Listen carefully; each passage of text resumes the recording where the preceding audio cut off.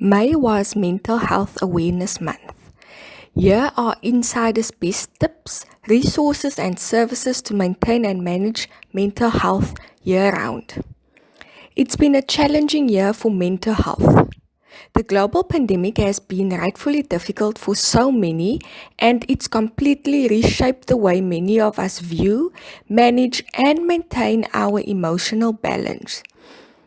But a small silver lining of one of the hardest times in recent history is that everyone now seems far more comfortable openly discussing and prioritizing their mental health, be it commonplace anxiety or more serious clinical depression. With teletherapy and online courses, treatment is more accessible than ever. Resources are more widely spread, and talking about our well-being on a regular basis is becoming more common. May is Mental Health Awareness Month, and it's also a worthy reminder that prioritizing your mental health is a 365-day affair. Just as everyone needs to care for their physical health, even when they are not physically ill, mental health is something everyone should think about, regardless of whether they experience mental illness. If feelings of anxiety, depression, loneliness, or despair infiltrate your everyday life, you are far from alone. And it's important to know there's no one size fits all approach to caring for one's mental health. Some may listen to positive podcasts, learn science backed ways to be happier, or take up meditation, while others could benefit from seeking therapy or looking into other professional treatment programs. Below, we've outlined the resources, services, and products that have best helped our team here at Insider manage our own mental health. Of course, products and services are not supplemental to mental health treatment. However, many of the below resources can be helpful in accessing treatment or can be used alongside treatment.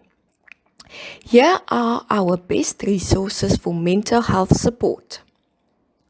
Setting healthy habits and positive routines. Self-care is often depicted as face masks and exercise routines. While that can be true for some, healthy coping strategies span far beyond self-care. True self-care really just means checking in with yourself and considering what your mind and body need for the day. For some, that may mean getting feelings out via journaling. For others, logging into a therapy session or learning how to meditate. Discovering the coping strategies that work for you is a process of trial and error, and it often comes with a bit of productive discomfort.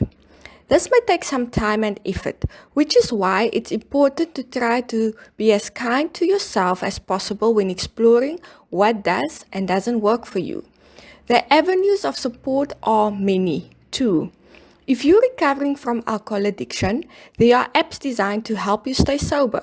For families, there are therapist and education expert-backed products that can reduce stress around the house. Consider using a planner to stay organized or download a wellness app to help improve your well-being. Social media can play a huge role in someone's mental health, so it's important to know how to take a break from that when you know you need to.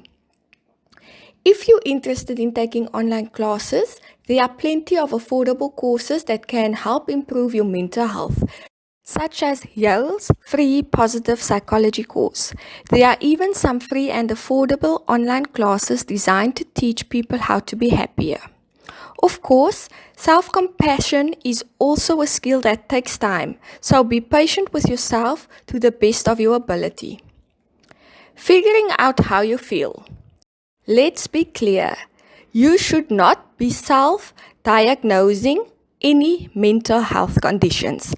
However, there are many resources available that can help you better understand what exactly you are feeling and why you are feeling the way you are. These can help you make an informed decision about what avenue of support may work best for you. Maybe you'd like to get better sleep while managing anxiety and stress, or perhaps you're interested in learning more about self-love and its benefits. There are even resources dedicated to teaching people how to feel happier every day and the kinds of grounding exercises that can help manage PTSD, stress, and anxiety. We've also connected with experts on the benefits of mindful breathing, how adding vitamin D to your diet can help regulate your risk of depression, and how to recognize the signs of body dysmorphia and where to get help. Seeking professional treatment.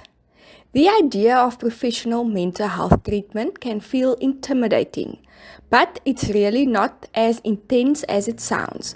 Allowing a professional to listen to your concerns and give you unbiased and science-backed advice can be incredibly beneficial, enlightening, and in some cases, life-saving. The kind of professional treatment that works best for you may vary.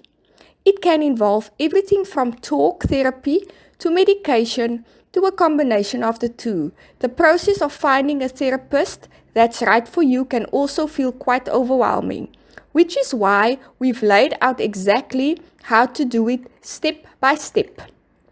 Free resources.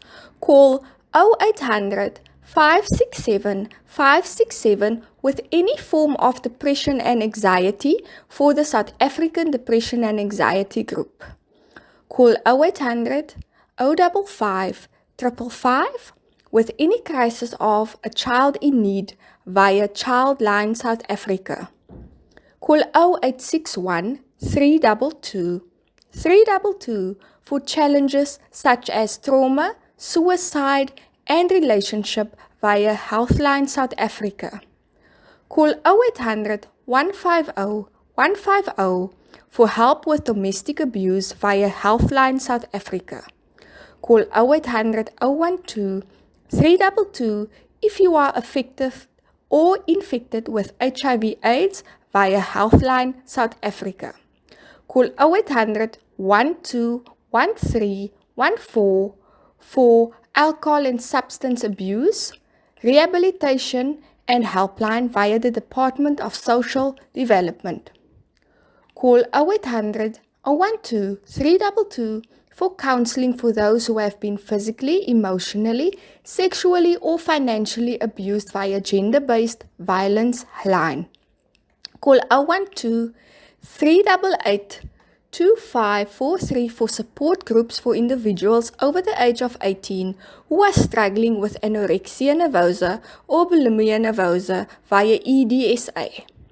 Call 021 447 9762 for Office Healing to Rape Survivors.